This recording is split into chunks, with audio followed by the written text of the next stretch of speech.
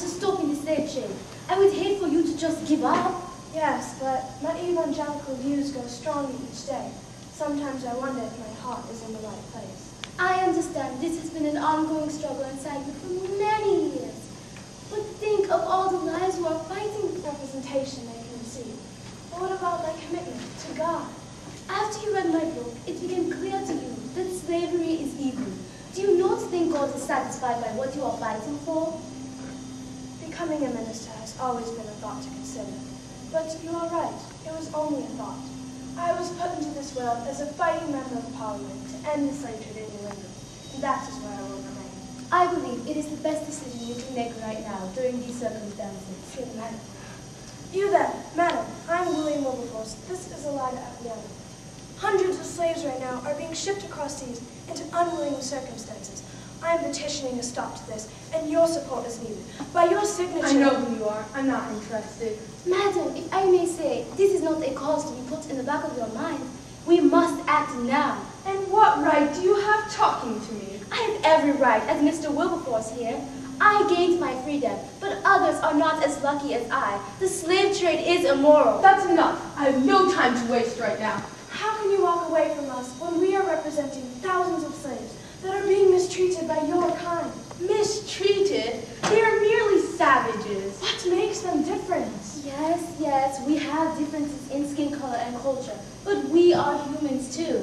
The slaves are the cushion to our economy, your economy, England's economy. Without them to pick tobacco and plant cotton, where would England be? I'll tell you, nowhere.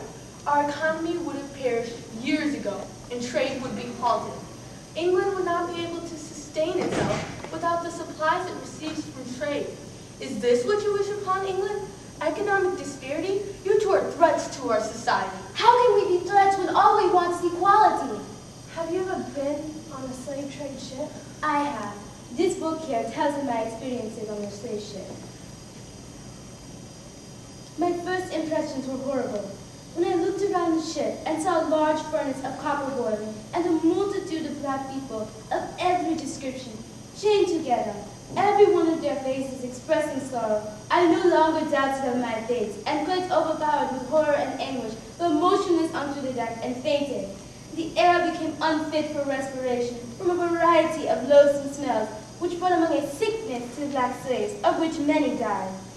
I was one of the fortunate ones to be brought and sold for my freedom, but others are not as lucky as I. I have to go. Ma'am, I know you have a kind heart. Please, think about Aquilino's story. He was a lucky man compared to what some slave owners do to their slaves. I cannot mix with your sort. I could be charged with treason. Every person that signs your petition is going against the government. If I sign your petition, it will only cause conflict in my life. You people are only trying to cause conflict in Parliament. That is exactly the opposite of what we are trying to do. All we want is compromise. By the sound of it, all you speak of is how this will only cause conflict.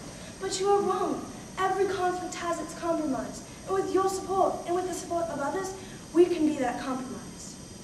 Parliament has rejected bill after bill of mine. They are the ones trying to conflict things. Don't you see it? I have already compromised with myself time after time. I'm being foolish standing here talking to you. Madam, we realize ending the slave trade will not stop slavery altogether, but it is a major compromise in itself. I presume you are Christian. Siding with the government is like going against God, and God would not want all this conflict within his people. Those slaves are not his people. They're his animals.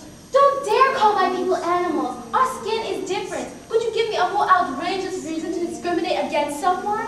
We need them to do our work. England's economy would collapse. This is the same view as many in Parliament.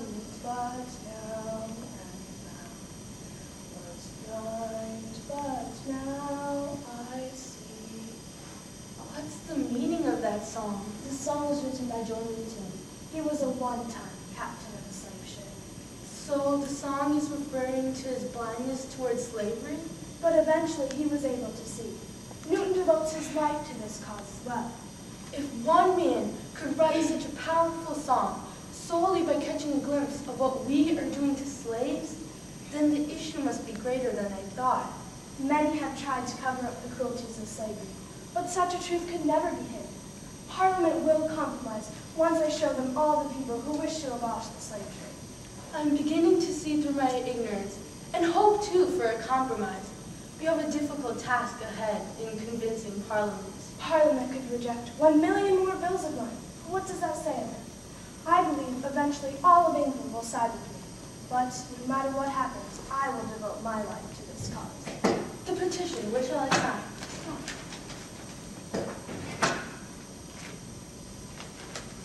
Take this as a token of my gratitude. Am I not a man and a brother? This symbolizes the freedom African Americans deserve. I'm off to a meeting with Parliament. Hopefully now they will see all the support I require and compromise.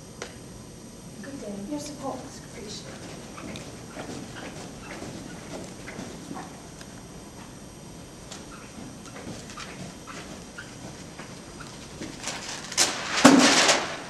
$390,000 signatures have been acquired.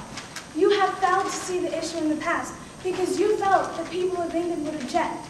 But almost 400,000 people have seen through their blindness and accepted that slavery has gone too far. If you deny my petition now, you will be denying 390,000 people along with it. Parliament, this is your people speaking to you through me. Join with me and sign the petition. Wilberforce was successful after a 20-year struggle, and the New England slave trade finally ended in 1807.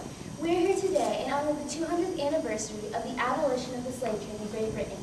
If it were not for William Wilberforce, Olada Equiano, and the 390,000 people that signed the petition, the slave trade would have continued causing more death and destruction of innocent lives.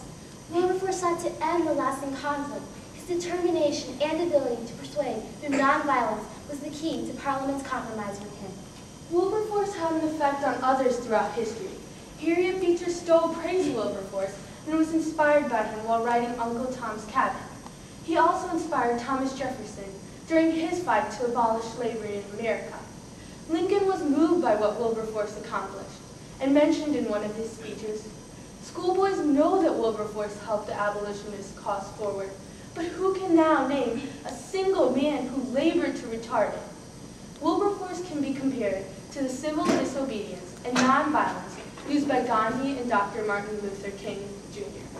The medal, "Am I Not a Man and a Brother," which was given to the townswomen by Equiano, inspired the women's rights movement as well.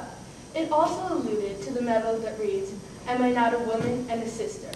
Women would eventually gain equality, and in 1920 were given the right to vote. The slave trade was an immense conflict in the days of William Wilberforce. The slave owners, or white men, were at constant dispute with the abolitionists. Those who didn't see the wrongs of slavery felt that Africans were what kept England running, whereas slave abolitionists felt it was a violation of human rights. Wilberforce took the first step in compromise by deciding to stay at Parliament. His next compromise was with Parliament. He managed to convince them that a gradual ending of the slave trade would not harm the land's economy. However, Parliament did not keep to their word. Nothing was being done. This was when Wilberforce realized that he needed to take a stand, and Parliament could not be trusted. I cannot imagine today what the world would be like if Parliament did not compromise with Wilberforce and people did not fight for what they believed in. Wilberforce set an example for many generations, and his effect will never die. And as Wilberforce said, men of authority and influence may promote good morals. Let them in their several stations encourage virtue. Let them favor and take part in any plans which may be formed for the advancement of morality. Nice job. Good job.